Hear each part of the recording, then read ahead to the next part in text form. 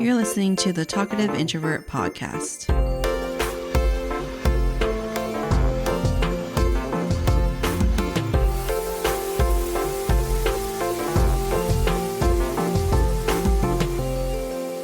Welcome. My name is Melissa, and I'm the host of the Talkative Introvert podcast.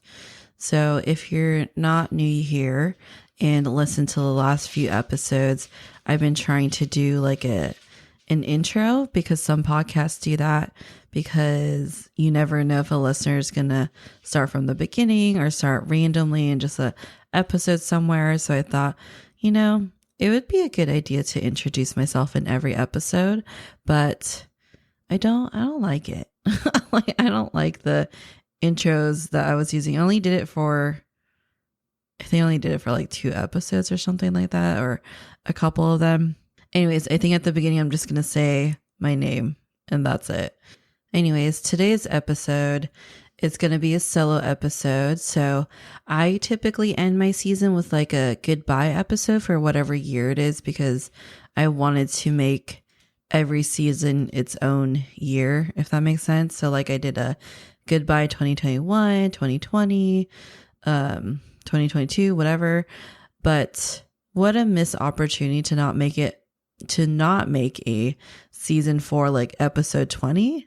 So I have a 420 episode, which I know is dumb, but whatever. So this time I'm going to run season 4 until after the 20th episode, especially because I was hoping to have at least 20 episodes every season, which equates to about, like 2 episodes a month. Unfortunately, this year kind of sucked. There were definitely some highlights, but this year was just very stressful for me. Last year, I mentioned that the podcast was a bit stressful for me because I tried out something new and had like a bunch of different guests on, and, doing that whole, pod match thing and getting different people on. And so that was stressful on a podcast level, but this year was more stressful on a personal level, which really impacted the podcast because I was not able to really focus on it, and it really limited my availability to do that, which really sucked because I really love doing the podcast and I really love talking, hence the name. So it really sucked. Like I just did one with my brother that I'm really excited to share, because my brother and I, wow, I'm having such a hard time to talk. Having a hard time talking today. Maybe because I don't do the podcast that much this year. That didn't even sound right. Maybe because I didn't do the podcast that much this year is what I meant to say. Whatever. Anyways, yeah. So I did an episode with my brother. I think that's going to come after this one, and I'm excited for that because my brother has been wanting to go on the podcast. He's the one that actually put my theme songs together, the intro songs, and I love talking to my brother. We can talk all day for hours. We one time spent, it takes a good 3-4 hours to go to Monterey from here. And we talked the entire time going there and back in the time we spent in Monterey. So I did have to cut it short with him because I was like, I'm not going to edit like a 2-hour episode. Like we got to keep it around an hour. But anyway, stay tuned for that. So for this episode, I kind of wanted to talk about how this year went. I mean, not to bore you with the details of what sucked, but kind of what I've been thinking about. But before I get to that, I kind of need to preface this with the fact that I'm typically a very private person, which sounds weird considering I have a podcast. But when I say private, what I mean is that I don't tend to tell people about the not so great things that happen in my life.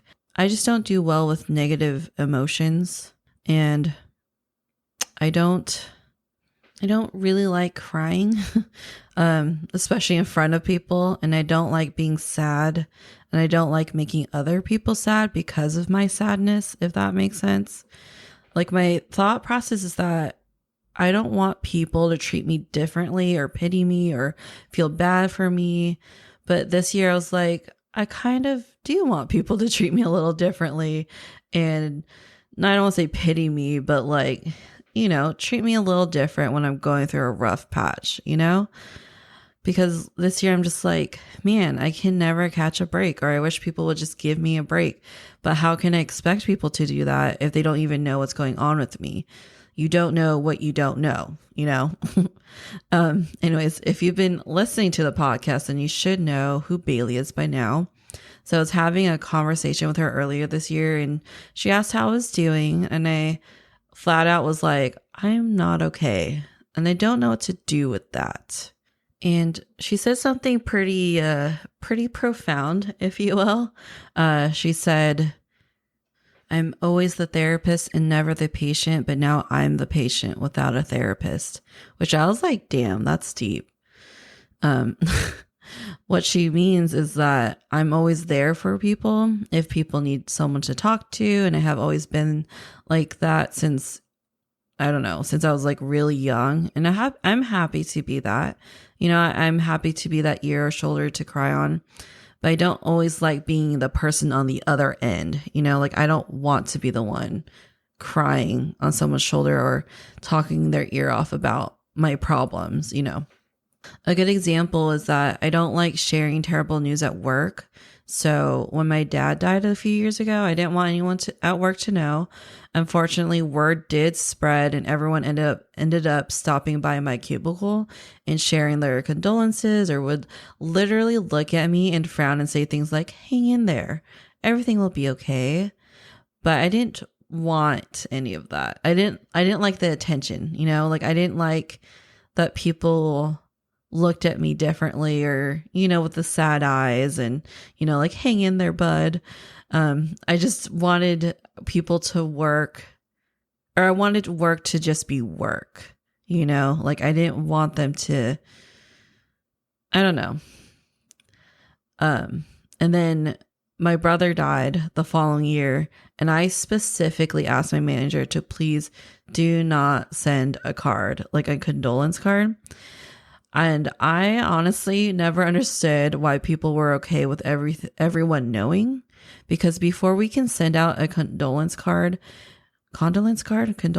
whatever, we have to ask that person. We have to be like, hey, is it okay if we let everyone know and have everyone sign a card? And people would say, yeah, that's fine. So they already know they're getting a sympathy card. Like it's not a surprise. Like, oh, how nice of my coworkers to do this for me. We have to get their permission first. So they're well aware that the card is coming, and I always thought that was weird.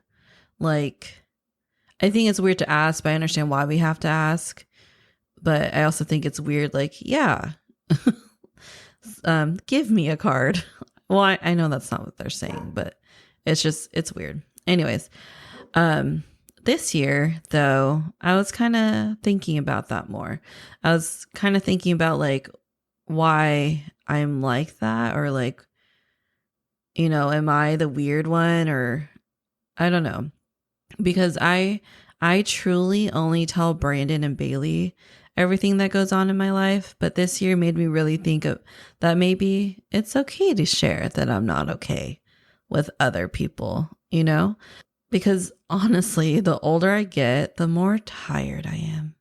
My mental capacity is slowly decreasing, and sometimes I just like when people ask me how I'm doing, or are more forgiving if I make a mistake or don't get to something quickly, or what have you, like I like that break. I'm realizing that when I'm not okay, I need it. I need the break. I need people to take it easy on me when I mess up, or if I'm not on top of my game, both at work and personal. But if people don't know what's going on, they're just going to think that I'm being lazy or inconsiderate, or just whatever negative thing you can think of. And so I am starting to think like, maybe it's fine. Maybe it is okay. Like a few things did happen this year, and I won't get into, I won't get into deep detail of it. Like if you are my personal friend or family member, you already know what's going on. But a lot of stuff did happen this year. And a lot of stuff still kind of is happening and it still impacts me now. And it's still like something I think about. So it's not like like these things weren't like, something that just happened briefly and I was sad and then now I'm over it. Like these are things I'm still struggling with. Like, one really big thing, which I think I mentioned in previous episodes, is like our dog. Our dog had a ruptured disc earlier this year back in July and had to have emergency spinal surgery. Like I literally had to take the day off. Like I called my boss, say, hey, I need to take my dog straight to the vet. We brought him to the ER. And immediately they're like, you need to go to UC Davis now, like right now. And he got his surgery and that was like a really big deal because basically what happened is that we were calling him and he wasn't coming to us and that freaked us out. So we went and looked for him and he couldn't move his hind legs. Like he was completely paralyzed from the waist down.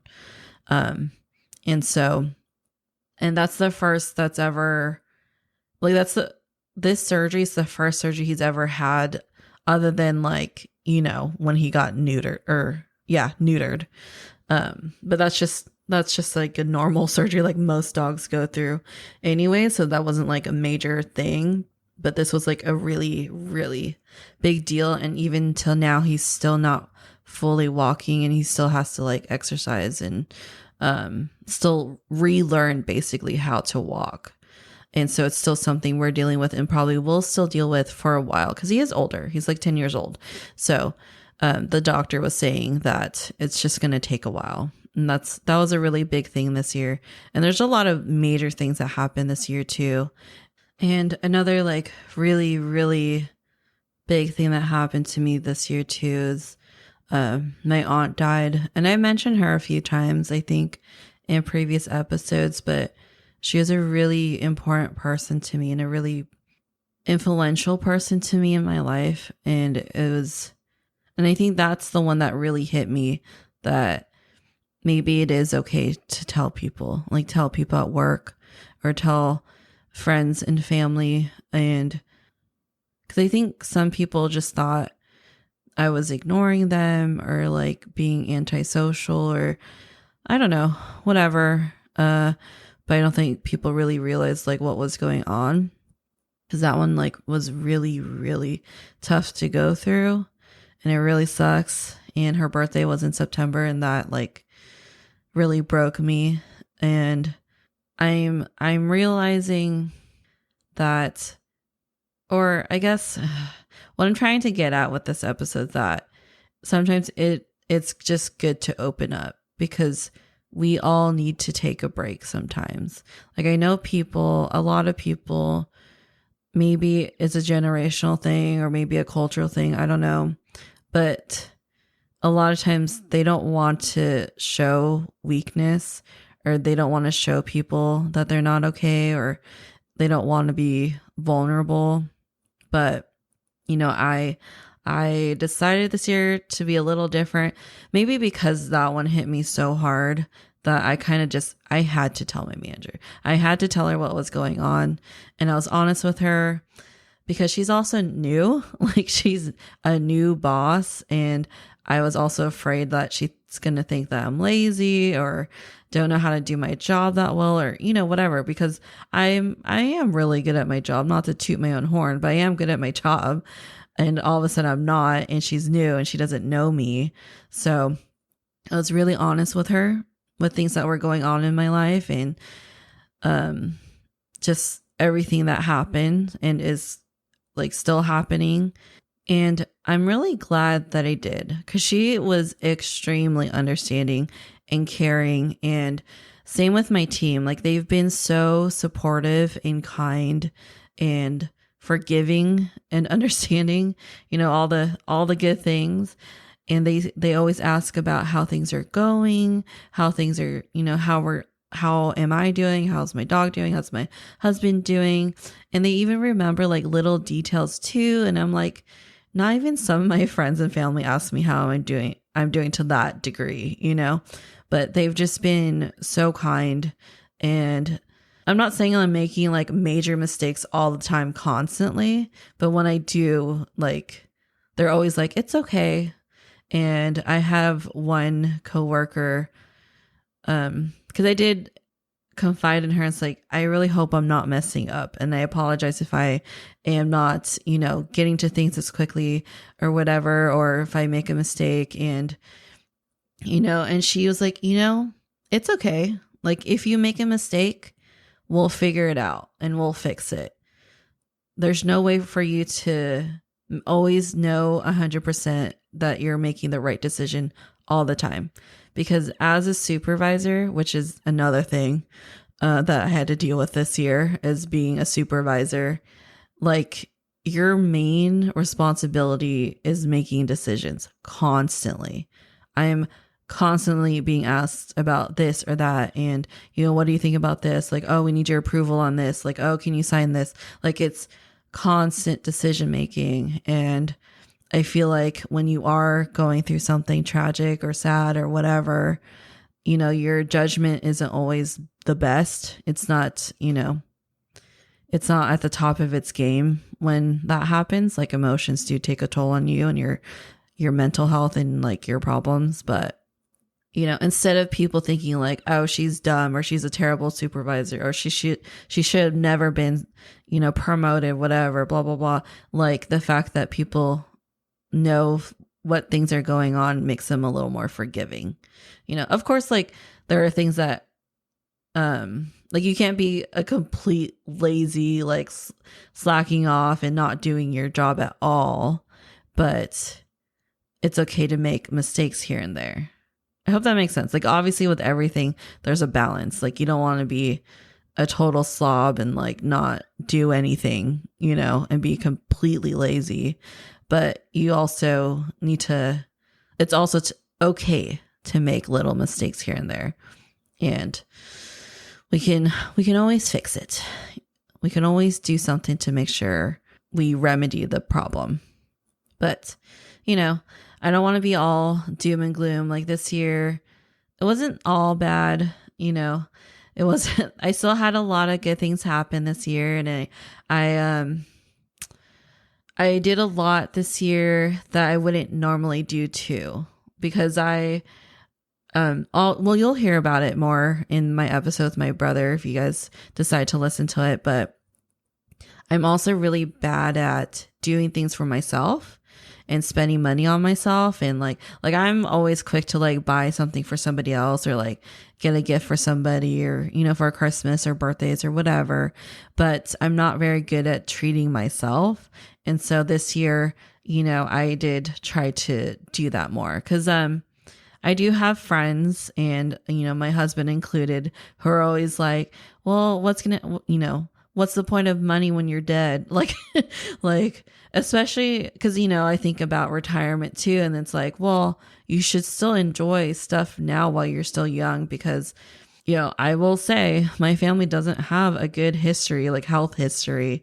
Any day now I could have like diabetes or health problems or high blood pressure, or, I mean, my nephew's already has gout. So it's, I'm not young anymore.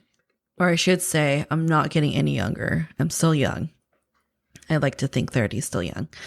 So it wasn't all doom and gloom. I did get to spend my birthday in Tahoe, went to Disneyland, traveled to like Texas and Seattle and Missouri and Utah, and went camping with our friends. And one of our good friends moved back from Texas, and just recently did the ornament exchange with my friends, which is like my absolute favorite holiday tradition. I also made what I call my quarter life crisis purchase, which is the biggest purchase I've ever made for myself, like ever. Again, that's in my brother's episode, so check that one out when it comes out. So it wasn't all bad.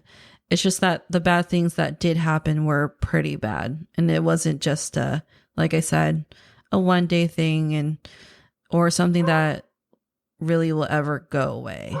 So all in all, I'm trying to be more in tune with my emotions and being vulnerable with people. And I mean, I'm not going to tell my whole life story to a complete stranger, but like being more open to people I do know and care about and who are close to me. Because it is nice. It's nice when people ask how you're doing and check in on you and, are more forgiving and understanding when something does go wrong or doesn't go how it usually does, So, and I've actually, being a supervisor, like taking this position has really taught me a lot about that. Because another thing, if you ever decide to be a supervisor, you do work, sure, but I spent majority of my time dealing with like personnel issues, and I feel like I'm kind of straying away from my INTJ-ness, if you will. So if you don't know what that is, like it's the Myers-Briggs, I forgot what the TI stands for, something indicator. Myers-Briggs type indicator. So I'm an INTJ, at least that's what my results were, in which usually INTJs are very logical and rational and don't like take into account people's emotions or anything, very like robotic, if you will. But I think taking on this position is kind of making me not be so much like that.